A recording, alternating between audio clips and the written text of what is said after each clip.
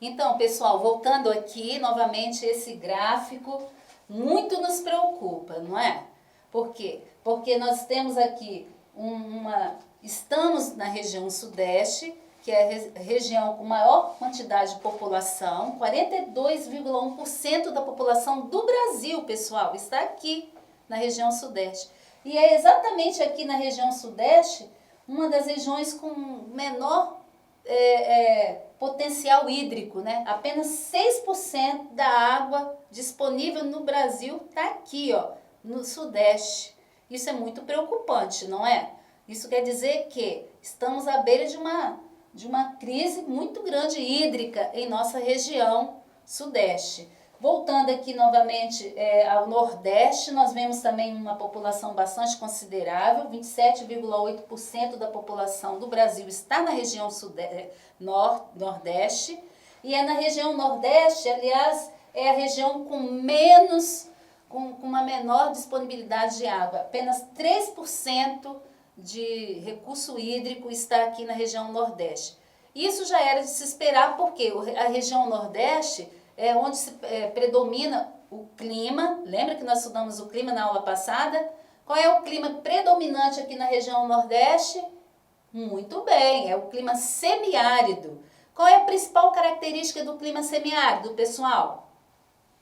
Muito bom, é a escassez de água, quase não chove.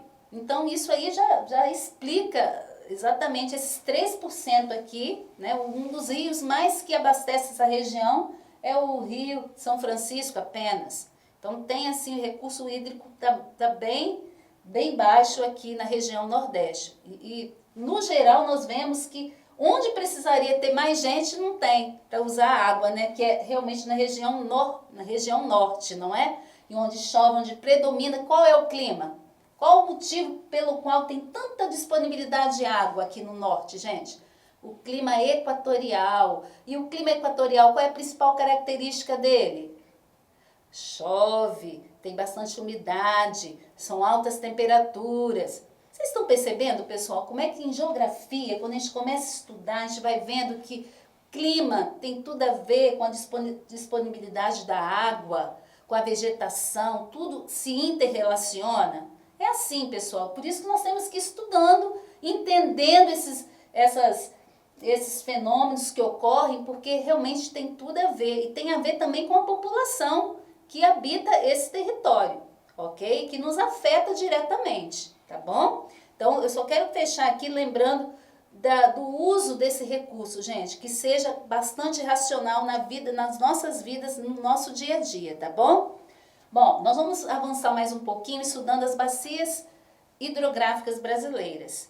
O que é uma bacia hidrográfica? Olha só, preste atenção. São áreas da superfície terrestre responsáveis pela captação de quê? Captação da água. Tanto a captação quanto o escoamento. Na verdade, é uma área que é drenada por um rio principal, tá? Um rio que passa, principal, geralmente é um rio maior, e nessa área que ele vai banhando, ele vai, ou vem para ele alguns rios, ou sai dele outros rios, que são os afluentes dele, né? E vai drenando essa área que está esse rio. A isso nós chamamos de bacia hidrográfica. E uma das que mais chama atenção aqui no mapa, esse mapa aqui, ele mostra as bacias hidrográficas do Brasil, tá? Uma principal bacia aqui, que é a maior do mundo, que está aqui no Brasil, alguém sabe qual é? É a bacia do Rio Amazonas. Exatamente voltando aquele mapa que vocês viram lá, vou voltar, faço questão de voltar, olha aqui, ó. Olha o gráfico aqui, gente, que mostra a quantidade de água disponível aqui na região norte. 68% dos rios da água, né, está aqui disponível. Por quê? Porque é uma rede de rios. Gente, acredita-se que sejam mais de 8.000 rios que são as chamadas veias hídricas, tá? A gente usa muito essa linguagem na geografia. Veias hídricas que saem desse rio maior, que é o Rio Amazonas, ou chegam a ele.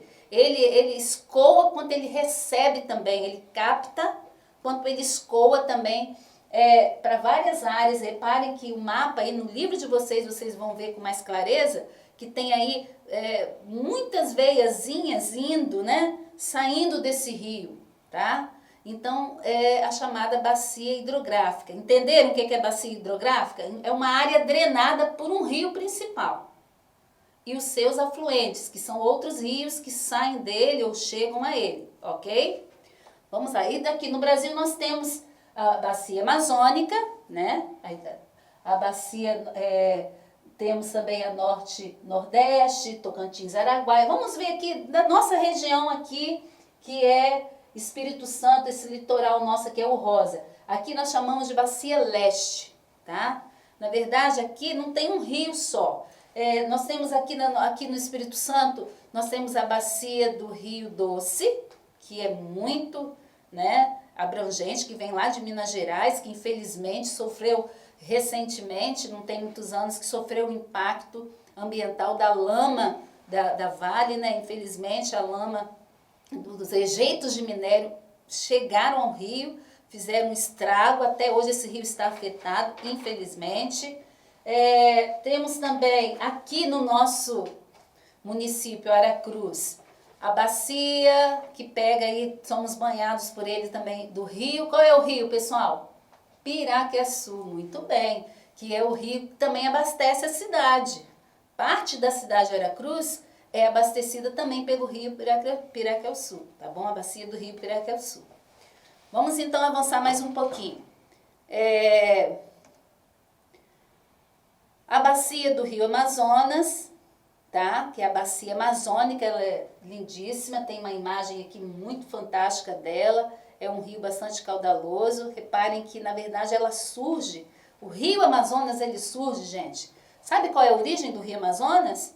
Cordilheira dos Andes, lá no Peru. Na verdade ele tem origem um degelo da Cordilheira dos Andes, tá? E também vem por regime de chuvas, né?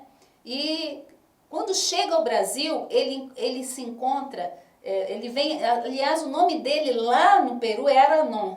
Quando chega ao Brasil, ele se mistura com águas de um outro rio bastante lamacento, tá?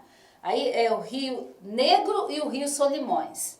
Eles vão juntos, eles se encontram, aí tem uma imagem que mostra o Rio Negro. Por que Rio Negro? Porque ele tem uma cor de Coca-Cola, devido às raízes, à pigmentação das raízes, né? Ele tem uma cor bem escura.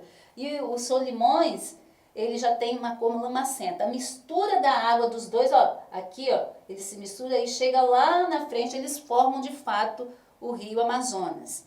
Então ele recebe, o Rio Amazonas, ele surge a partir da junção desses dois rios, tá? Que vem lá da origem da onde? Da Cordilheira dos Andes no Peru. Tá bom? Ele é a maior bacia hidrográfica e abrange os territórios de outros países. Quais são esses países da América do Sul? Suriname, Guiana, Venezuela, olha que legal, Colômbia, Peru, Equador, Bolívia e ainda Guiana Francesa. Ok? Ele não é, então ele não abrange só o Brasil. Assim como a floresta amazônica, ela não está só no Brasil, essa bacia do Rio Amazonas também abrange outros países da América do Sul, tá bom, gente? É um rio navegável. Por que ele é navegável? Porque é um rio de planície, ele está exatamente ele não tem correntezas, ele não é um rio de quedas d'água, ele é um rio mais calmo. Então, por isso que é possível neles haver a navegação, né? Bacia do Paraná. Onde é que está a Bacia do Paraná? Exatamente naquela região lá do Paraná, onde tem a maior hidrelétrica do Brasil, que é a hidrelétrica de Itaipu. Aqui tem uma imagem, tá? Onde se produz energia para vários, principalmente para a região sudeste, região sul, tá? É a Bacia do Rio Paraná. Ela é composta pelo Rio Paraná e por seus afluentes, tá? Com 4.000 quilômetros de extensão. Tem muitas quedas d'água. Ao contrário do Rio Amazonas, o Rio Paraná ele tem muitas quedas d'água e por conta disso há possibilidade de se construir nele as hidrelétricas. Porque uma hidrelétrica, para ser construída, ela precisa ser feito nela uma queda d'água. Então, se tem um rio já com uma queda d'água, então já fica mais fácil. Então, um rio de planalto, que a gente chama, tá? Um rio de planalto, um rio que tem cachoeiras. Então, facilitando assim a construção de uma hidrelétrica, tá bom? Também se encontra, além da usina de Itaipu, né? Lembrando que a usina de Itaipu, gente, é a segunda maior do mundo. Ela já foi primeira, tá? Porque a primeira maior do mundo, sabe onde é que está? Vocês não vão saber, não. Sabe onde é que está a maior hidrelétrica do mundo? Na China. A hidrelétrica de Três Gargantas. Ela ultrapassou Itaipu. Então, hoje Itaipu é a segunda maior do mundo, tá bom? E também fazem parte dessa bacia do Rio Paraná, o Tietê, o Paranapanema e o Rio Iguaçu. Tá bom? Vamos avançar mais um pouquinho. Bacia do Paraguai. Bacia do Paraguai, gente, ela é muito fantástica porque a área dela é de 1.100.000 quilômetros e inclui uma das maiores extensões úmidas contínuas do planeta. Sabe por quê? É o Pantanal Mato Grossense, onde tem uma área inundada. E é também rio de planície, porque é uma área de planície, tá? Com 2.678 quilômetros de extensão. E aí ela corta tanto o Pantanal de Mato Grosso do Sul, pega ali naquela parte de Mato Grosso e Mato Grosso do Sul, tá bom? Bacia do Rio Uruguai. Essa bacia nós vamos abordá-la depois, na outra aula, tá bom? Na outra sessão, para vocês entenderem bem, a gente vai parar por aqui e nós vamos continuar na outra sessão, tá bom?